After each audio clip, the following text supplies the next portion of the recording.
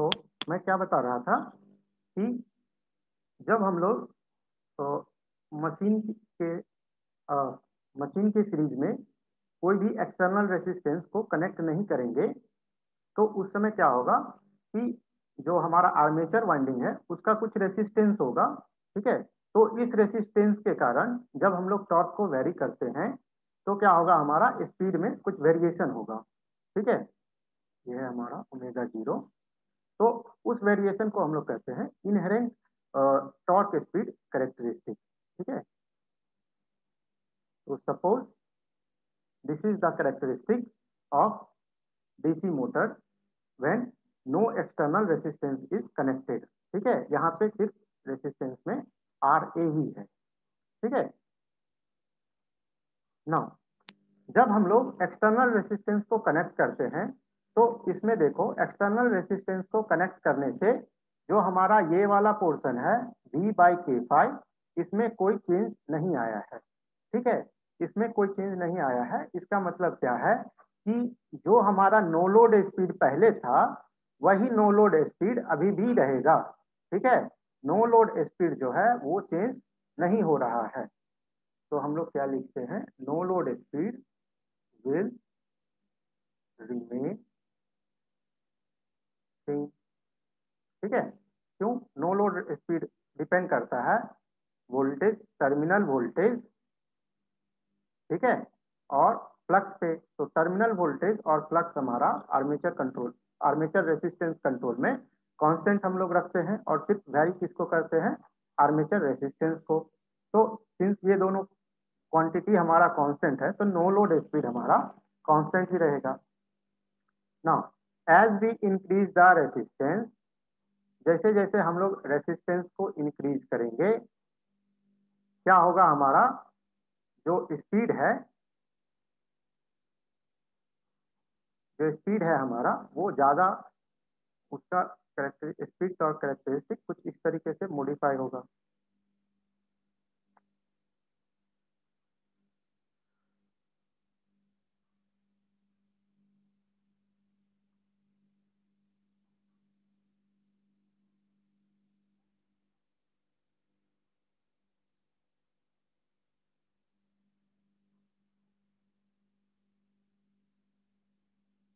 ये suppose low are के लिए था, तो जैसे जैसे हमारा स्पीड बढ़ेगा, दिस इज RA1, हमारा रेसिस्टेंस इंक्रीज किया और भी रेसिस्टेंस इंक्रीज करेंगे तो दिस इज RA2। तो यहाँ पे क्या होगा, RA2 will be greater than RA1 will be greater than RA।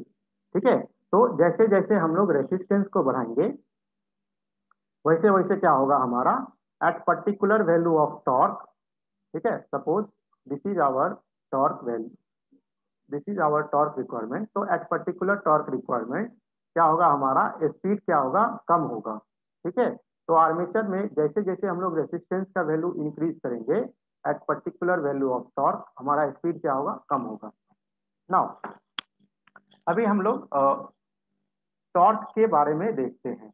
ठीक है, तो सपोज इनिशियली हमारा टॉर्क का वैल्यू, टॉर्क किसके प्रोपोर्शनल होगा, टॉर्क प्रोपोर्शनल होगा करंट IA के। ठीक है, इस केस में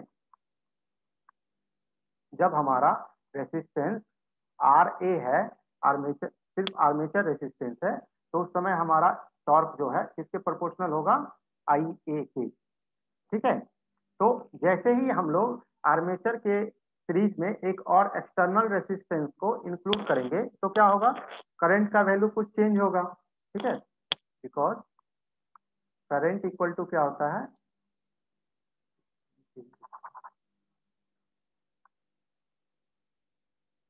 IA इक्वल टू क्या होगा, VA minus EB bye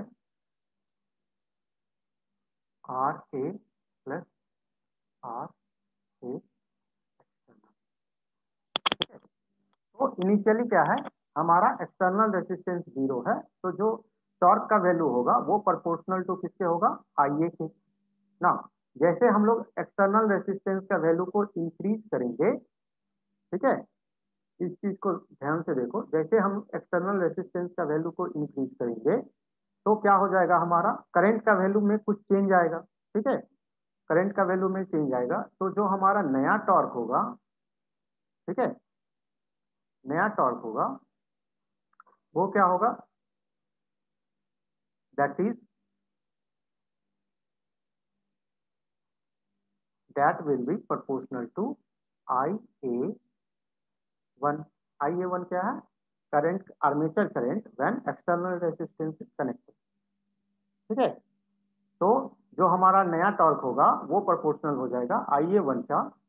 now अभी हम लोग एक इक्वेशन जो कि पावर सिस्टम में पढ़े होंगे या नहीं भी पढ़े होंगे तो कोई बात नहीं, मशीन का डायनेमिकल इक्वेशन इसको कहते हैं। ये क्या होता है, T E minus T L equal to J into D omega by D T, जहाँ पे टी ई है हमारा electromagnetic torque produce by machine, ठीक है, टी है हमारा electromagnetic torque produce by the machine. T L क्या है हमारा, टी एल है हमारा लोड टॉर्क,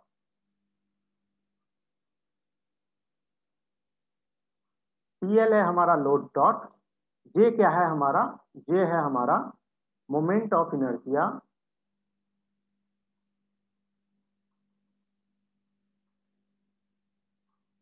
ऑफ लोड, ठीक है, और D omega by D T क्या है, एक्सेलरेशन, ठीक है। तो this is the mechanical equation. जब कब होगा, जब इस मशीन से मान लो कि एक लोड कनेक्टेड रहेगा, ठीक है, एक लोड कनेक्टेड रहेगा, तो इस पूरे सिस्टम को रिप्रेजेंट करने किस इक्वेशन से हम लोग रिप्रेजेंट करते हैं, इस इक्वेशन से, T E minus T L equal to J into D omega by D T, ठीक है। अभी इस इक्वेशन को देखो कि जब हमने एक्सटर्नल रेसिस्टेंस लगाया तो क्या होगा, करंट का वैल्यू कुछ डिक्रीज करेगा, ठीक है, करंट का वैल्यू डिक्रीज करेगा तो नया वाला जो टॉर्क है वो भी डिक्रीज करेगा। तो नया टॉर्क डिक्रीज करेगा तो ये क्या होगा, ये वाला टॉर्क डिक्रीज करेगा, ठीक है, ये वाला टॉर्क डिक्रीज करेगा तो क्या होगा, T E minus T L का वैल्यू क्या हो जाएगा, लेस देन जीरो। तो इन स्टेडी स्टेट क्या होता है, इससे इस क्वेश्चन को देखते हैं,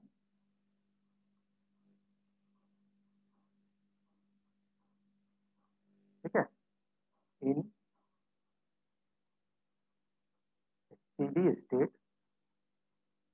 क्या होगा, T E equal to T L होता है, ठीक है, T E equal to T L होता है, जिसके कारण क्या हो जाएगा, D omega by D T equal to zero हो जाएगा।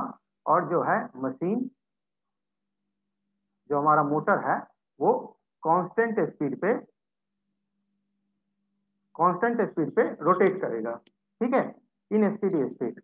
लेकिन इस केस में क्या हो रहा है कि as I A equal to V minus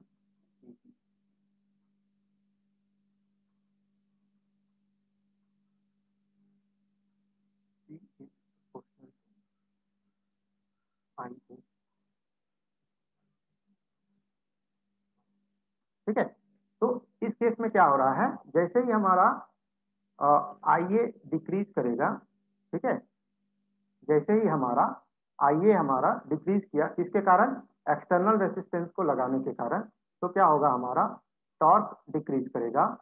जब टॉर्क डिक्रीज करेगा टी ई वन, तो यहाँ पे भी टॉर्क, इस इक्वेशन में टॉर्क डिक्रीज करेगा।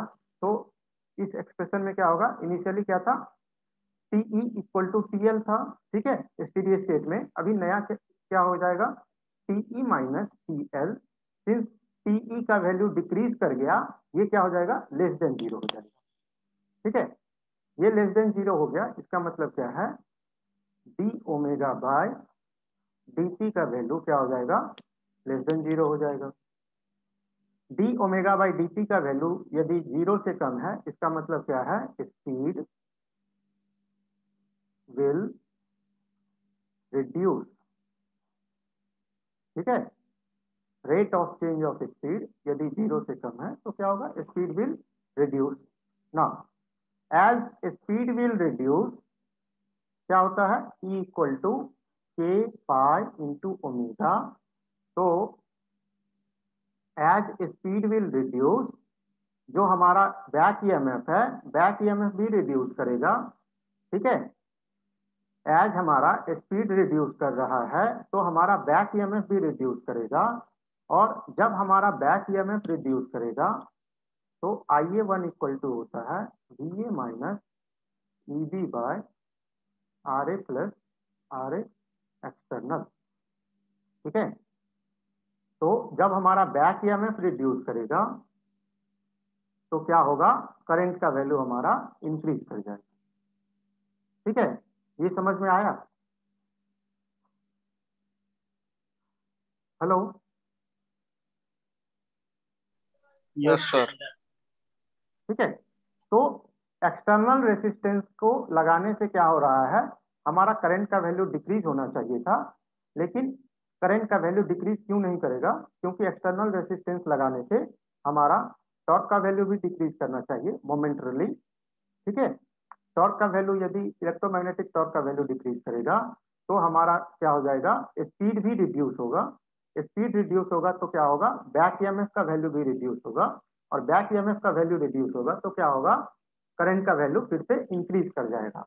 तो हम लोग क्या कह सकते हैं, एट स्टीडी स्टेट जब हम लोग इस एक particular value of R A पे रखेंगे तो स्टीडी स्टेट में क्या होगा, एट स्टीडी स्टेट क्या होगा, आईए हमारा ऑलमोस्ट कांस्टेंट रहेगा। आईए हमारा थोड़ा बहुत चेंज हो सकता है बट नेग्लिजिबल। आईए हमारा कांस्टेंट रहेगा।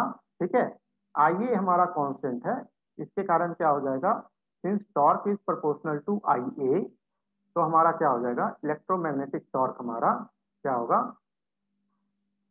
कांस्टेंट हो जाएगा। ठीक है, इलेक्ट्रोमैग्नेटिक टॉर्क हमारा कांस्टेंट हो जाएगा।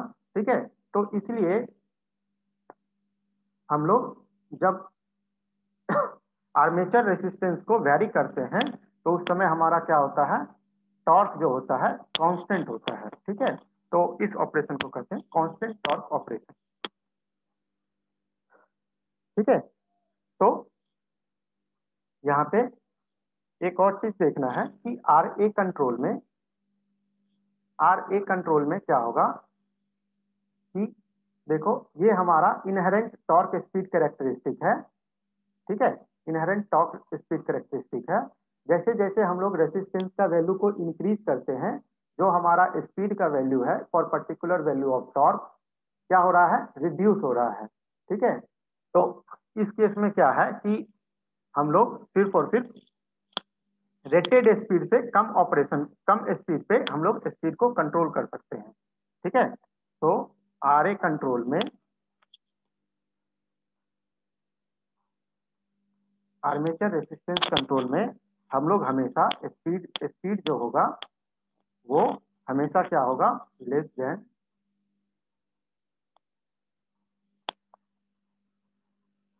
Rated speed.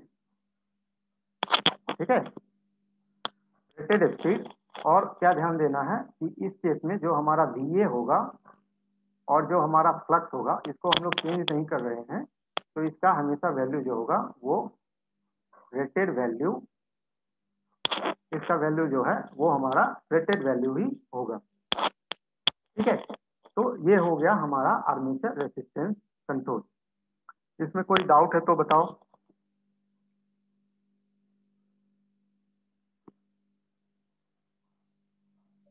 क्लियर है सर।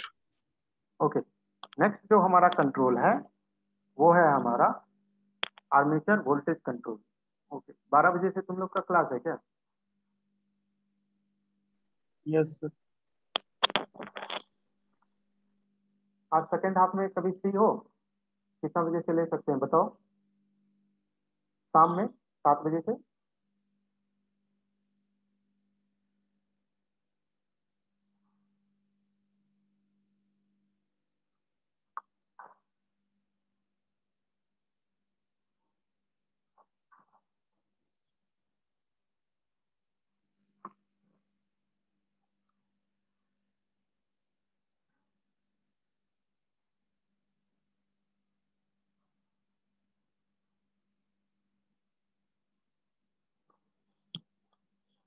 ओके, शाम में 7 बजे से एक और क्लास रख लेते हैं, जिससे क्या होगा कि हमारा shunt separately excited DC motor का जो हमारा है स्पीड कंट्रोल कंप्लीट हो जाएगा। ठीक है, तो अभी के क्लास को यहीं तक रखते हैं। नेक्स्ट शाम में 7 o'clock से हम लोग नेक्स्ट क्लास को रखेंगे।